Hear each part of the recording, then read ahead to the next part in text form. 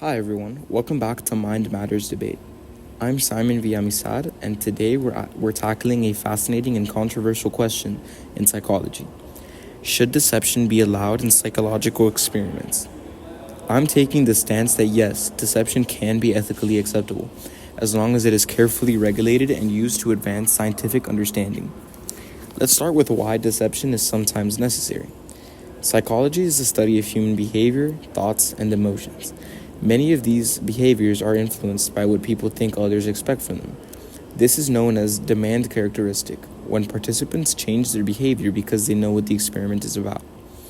For example, in Stanley Milgram's obedience experiments, participants believed they were delivering real shots to another person.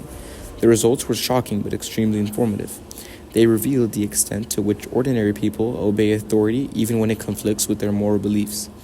If participants had been fully aware of the experiment's purpose, the data would have been completely unreliable. Deception allowed researchers to capture authentic, unfiltered human behavior. Another key point is that deception is heavily regulated. The American Psychological Association has strict ethical guidelines. Researchers must ensure that any risk to participants is minimal, that participants are debriefed afterwards, and that informed consent is obtained in a way that still protects the study's integrity. This means that deception isn't reckless. It's carefully controlled to protect participants while still allowing for meaningful research. Finally, deception can lead to advances that benefit society.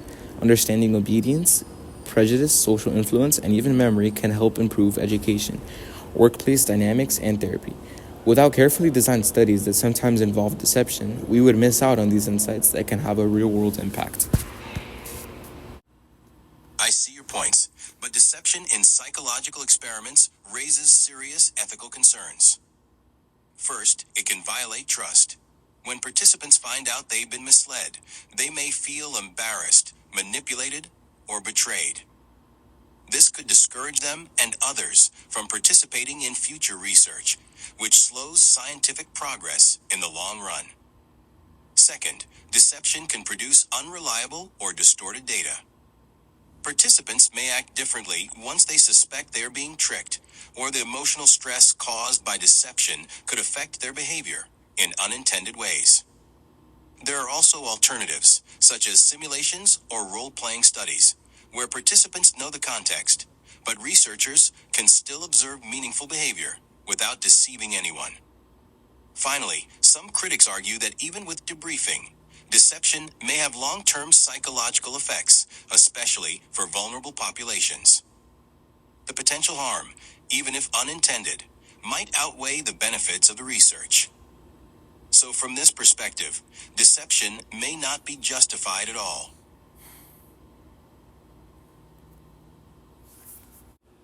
Those are valid concerns, and it's important to acknowledge the risks of deception.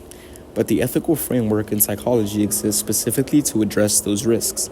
Debriefing is not just a formality, it ensures that participants understand the purpose of the study and any misconceptions are corrected.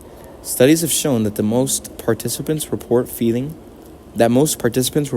neutral or even positive about participating once debriefed, especially when they learn the study's contribution to science. Regarding alternatives, it's true that some research can be done with simulations, but many questions simply cannot be answered this way. Social psychology, for example, relies on observing authentic interactions, emotions, and reactions. Without deception, we lose the opportunity to study natural human behavior in realistic settings. Additionally, ethical oversight is mandatory. Institutional review boards examine each study's design to ensure the benefits outweigh the risks, and participants' well-being is prioritized. The idea that deception is automatically harmful ignores this careful regulation. It's not about tricking people for fun, it's about using controlled ethical methods to reveal truths about human nature. Finally, consider the broader societal benefit. Insights from Milgram, Ash, and other classic studies have shaped education, law enforcement, therapy, and public policy. If we never allowed deception, we would have fewer tools to understand and improve human behavior, which ultimately harms society more than it helps. In conclusion, deception in psychological research is not inherently unethical. When carefully regulated, minimally risky, and followed by thorough debriefing, It provides a powerful method for uncovering truths about human behavior that would otherwise remain hidden. We must balance ethical responsibility with scientific curiosity. Deception is only acceptable under strict guidelines and when used responsibly. It allows psychology to generate meaningful insights that improve lives. Thank you for joining me today on Mind Matters Debate. Remember, understanding the human mind is complex, and sometimes ethical deception is the key to learning what we could never observe openly.